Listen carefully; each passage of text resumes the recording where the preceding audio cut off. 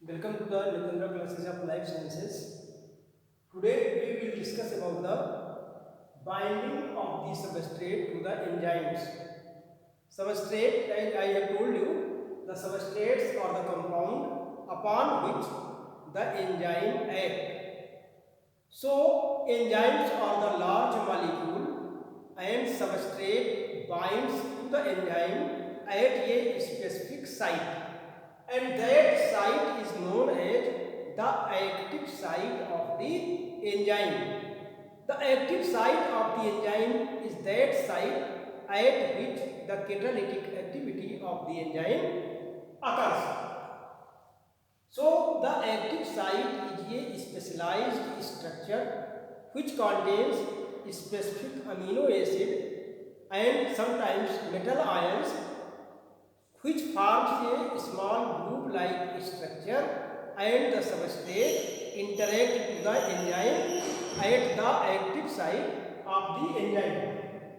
So active site is essential for the activity of the enzyme, and it contains all those factors which can hold the enzyme substrate complex.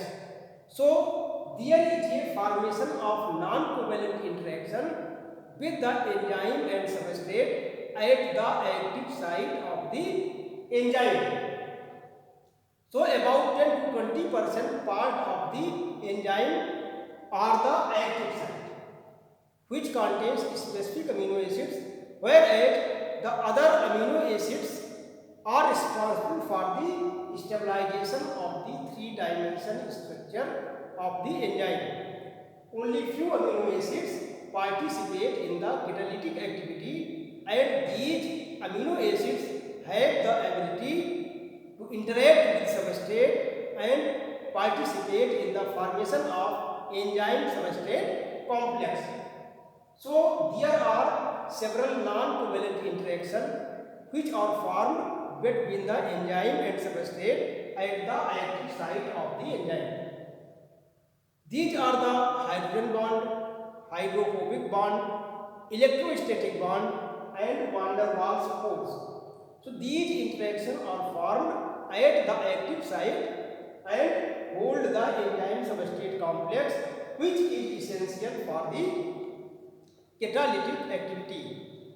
So the active site is the actual substrate binding site of the enzyme. There are also two proposed mechanisms by which the substrate binds to the active site of the enzyme.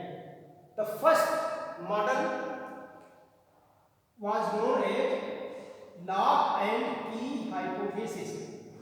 Lock and key hypothesis, which was proposed by Emil Fischer. Emil Fischer. According to this model, the active site as well as the substrate are the stable structure, and there will be no conformation change between the binding of the substrate and active site of the enzyme. So this model proves that the site of the active site are specific to the substrate, so that the substrate which are complementary to the active site can bind with the enzyme and fit in the active site of the enzyme. So this also defines the specificity of the enzyme, means the active site which are complementary to the substrate, only those substrates which can fit in the active site are bound to the enzyme and are catalyzed. So this model proves like a lock and key, such as the enzyme and substrate are complementary to each other. Complementary to each other. And they can fit in the active site of the enzyme to form enzyme substrate complex.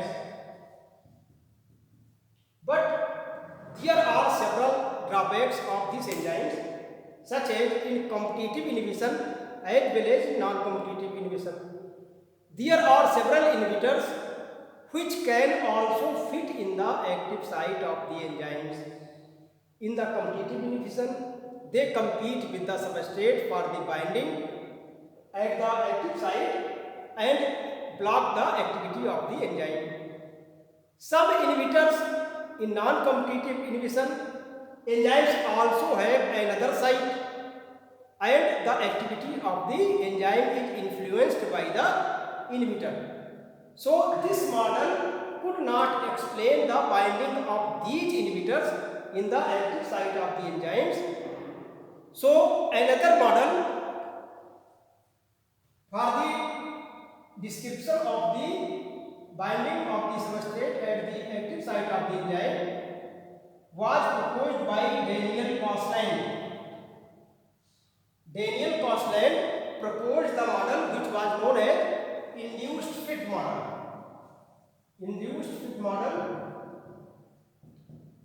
proposed by Daniel Kostland. According to this model, the active site of the enzyme is flexible and there will be change in the conformation during the binding of the substrate to the enzyme, and this change of the conformation continues until the substrate molecule completely bound to the active site. So the binding of the substrate inducing the conformational change.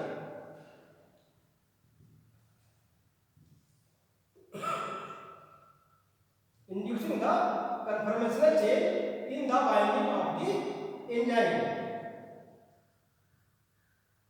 So the binding of the substrate change the conformation of the active site of the enzyme.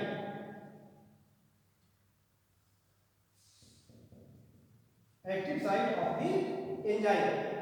So most of the enzymes follow the induced fit model because their active site change with the binding of the substrate. So the substrate can fit in the flexible active site and the catalytic process initiates. So induced fit model is more valid in comparison to the log and key model, which have several drawbacks and could not explain the mechanism of inhibition, whereas induced fit model is more widely accepted in comparison to the log and key model.